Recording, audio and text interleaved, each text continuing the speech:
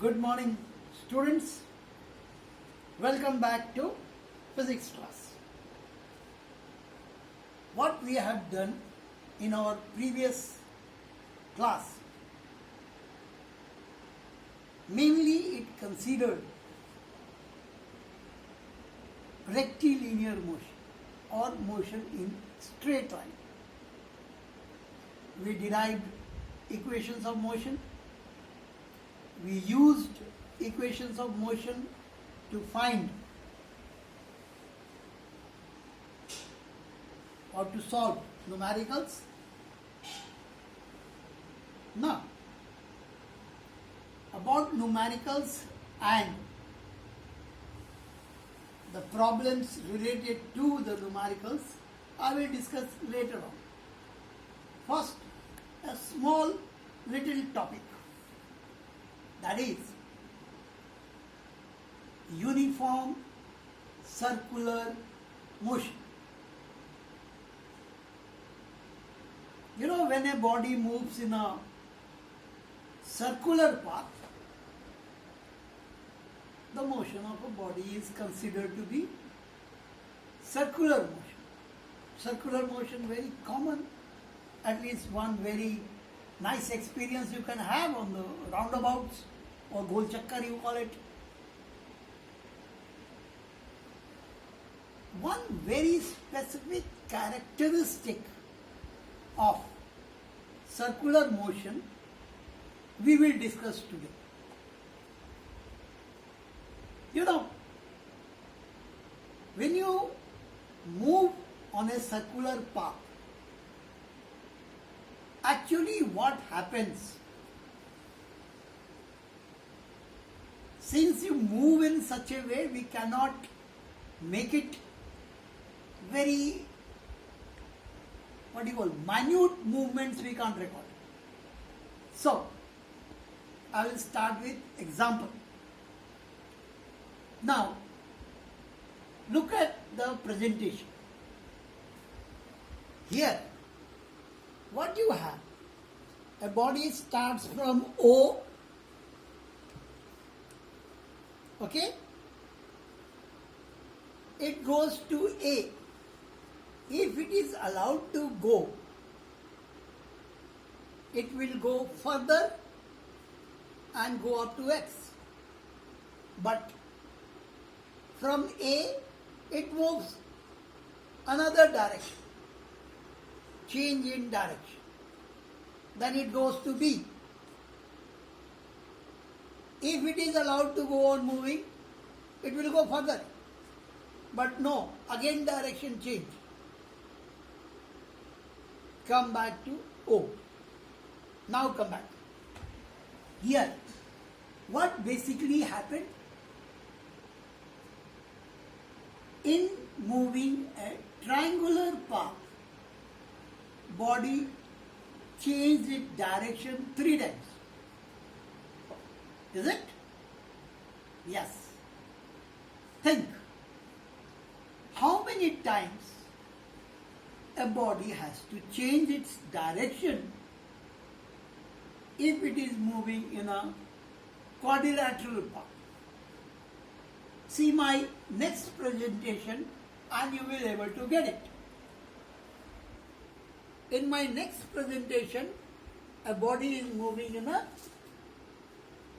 rectangular path, and just see, it is changing its direction 4 times. Okay? The body is changing its direction 4 times. Now come back. What happens if body moves in hexagonal path? The body has to change its direction 6 times. Like that, if a body is moving in a circular path, what can happen? Now just see my next slide. There, body is moving in a circular path, and at every point it is changing its direction. Okay, come back. Just see, this is my body. It is moving in circular path. Now, if I release this, where it will go? If I release it here, it will go this side. If I release it there, it will go this side. Just go back to the presentation at the circle and just see where it is going. At the moment it is allowed to move at A, free to move, it will go straight. That is what we call into a tangential path. Okay? Got it? Come back. Now, what is tangent and all that? Your mathematics teacher will explain you. For our little understanding, if you allow to move this body in a circular path and it is moving and you release it, it will go straight direction. Very nice game you can play at home. And you know, this little activity help people to understand so many things. I'll discuss. What activity you have to do? Take a small piece of stone or a pebble, tie it with a string, move it in a circular path and release it. Don't hurt anyone. Release it at a certain point. You'll see it will go straight. So the point is, if a body moving in a circular path is allowed to move, it will not move in circular path, it will go straight. So when body is made to move, look at my words, when the body is made to move in a circular path, the body has to change. The body has to change its direction at every point of the circular path. With all my three examples, there was, or rather there is a catch. What is that catch? That catch is change in direction. Okay? Now, remember what you call velocity and how do you define it?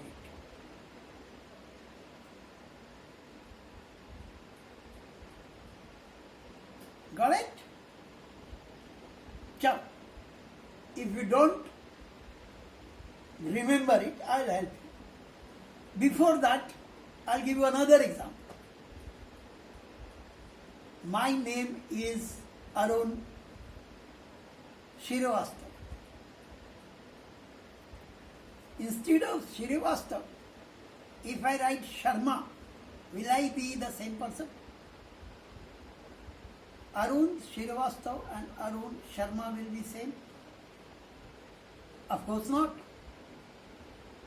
Keep this also in your mind. Now,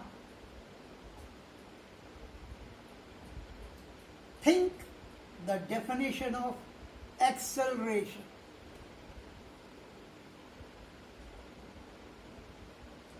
Acceleration is defined as change in velocity per unit time. Again, acceleration is defined as change in velocity per unit time. Now, can I call the motion of a body moving in a circular path uniformly accelerated motion? Think. Again, can I call motion of a body moving in a circular path as uniformly accelerated motion? Yes or no? Of course, yes. If a body is moving with uniform velocity,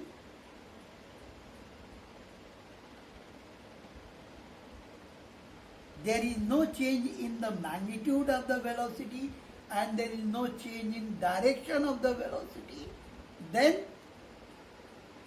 there is no change in velocity. But if a body is moving with same magnitude but its direction is changing, will there be change in velocity? Yes or no? Remember Arun Srivastava, Arun Sharma? What has changed? Magnitude, Arun is same. What has changed? The surname, the direction. So change in direction will of the velocity will also create change in velocity. And what happens when a body moves in a circular path? At every point on its circular path, the direction of motion or direction of velocity is changing. And as the direction of velocity is changing with respect to time, we can find out change in velocity per unit time, and that will be acceleration. So, with this discussion, we can call circular motion is uniformly accelerated motion. Where does this acceleration, is a vector? So what can be the direction of acceleration? The direction of acceleration is towards the center of the circular path on which body is moving. Now, what is the para of this all nonsense? When you go next class, or next topic rather, next lesson, we will know about force, and little hint I am giving you in advance. Force is, according to second law of motion, force is the product of mass and acceleration. So when a body is moving in a circular path, it is having uniform acceleration. If you multiply this acceleration with mass, it will have a force. And that force will be towards the center of the circle on which the body is moving. Isn't it? What is the name of the force will be your homework. Find out. What do we call the force which acts towards the center of a circle? That will be your homework, and if you can't find out, I will tell you. If you find out, write in my response box or chat box. So, when a body moves in a circular path, it is uniformly accelerated, and as the body is uniformly accelerated, it also feels a uniform force.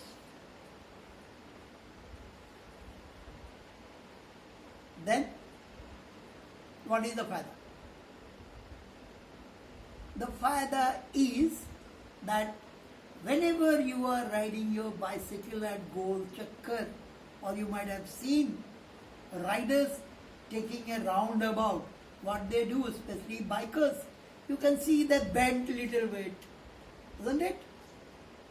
But even you take on roundabout, on Gol Chakkar, if you are driving, you can't drive it. If your dad is driving and if he does not maintain a typical speed, then you move bend towards, some movement is there in your body. On roundabout, there is a speed limit written, and a driver who has little science knowledge of 9th standard does not cross that speed limit. One more thing you can see on a Gol Chakkar, little bit bend inside is there. Whenever you cross Gol Chakkar next time, you can see the inner part is little down and upper part is little up. Because every driver is not studied physics and he cannot be explained why it is like that. So whenever you move in a Gol Chakkar, you feel a force which is pulling you towards the center of that Gol Chakkar, that roundabout. And to avoid, to counter that force, they make little tilt. In technical terms we call banking of tracks. That all these things you will study in 11th class. For our consideration, a body moving in a circular path is said to have circular motion. Okay? A body moving in a circular path is said to have circular motion. Circular motion is uniformly accelerated motion. Okay? Circular motion is uniformly accelerated motion. Why it is uniformly accelerated motion? Because at every point on the circular path, the direction of the velocity is changing uniformly. That's why circular motion is uniformly accelerated motion. Again, if you think little bit more, what about the satellites moving around the Earth? What about the moon moving around the Earth? You know, beauty of physics? Small pebble tied up with string and move it around. You see little force at your fingers by which you are holding the thread. If you don't hold the thread, the pebble will not move around, it will go straight. Okay? Applications will come to you, we will discuss further in my, as we move to next chapter and all that. So this small topic finishes your one complete chapter motion. Good. Congratulations, big thank you to all who are working. Warning, warning, warning. Still some people are not working and not responding to me. I have not marked them on my checklist, name list I have. So those who are not doing work, make sure you do it. We have finished this chapter. Second thing, when you read your book, you will have some inbox questions. All the inbox questions with the page number written. because I will verify with my book here at home. Suppose page number 25, inbox question number 1, 2, 3, 4, 5. Do it. Page number 32, question number 1, 2, 3. Do it. Page number 37, question number 1, 2. Do it. I want all of you to do all the inbox questions of this chapter. Number 1, homework. Homework number 2, you are going to do all the questions at the end of the exercise. All the questions. And make sure you do it honestly. No copying from any guide. There are so many books in the market, they say NCERT question solved. This I don't want. If you don't do it, if you cannot do it, don't worry. Try do it. Try your best to do it wrong. If you are not getting the correct answer, see from if you got any help book and all that.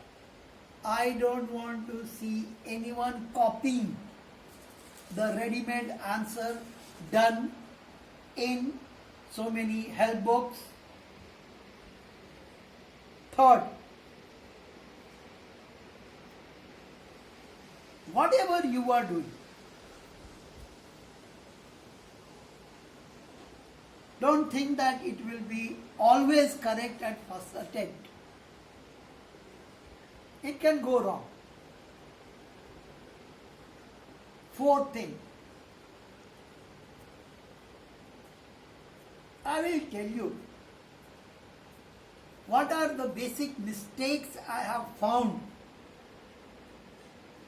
with your friends, those who have sent, either they have written the unit wrong, or they have selected the formula wrong, or they have not mentioned directions.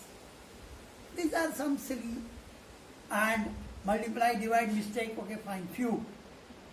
But those who have done, once again, big thank you. Stay home, stay happy. God bless you. Thank you.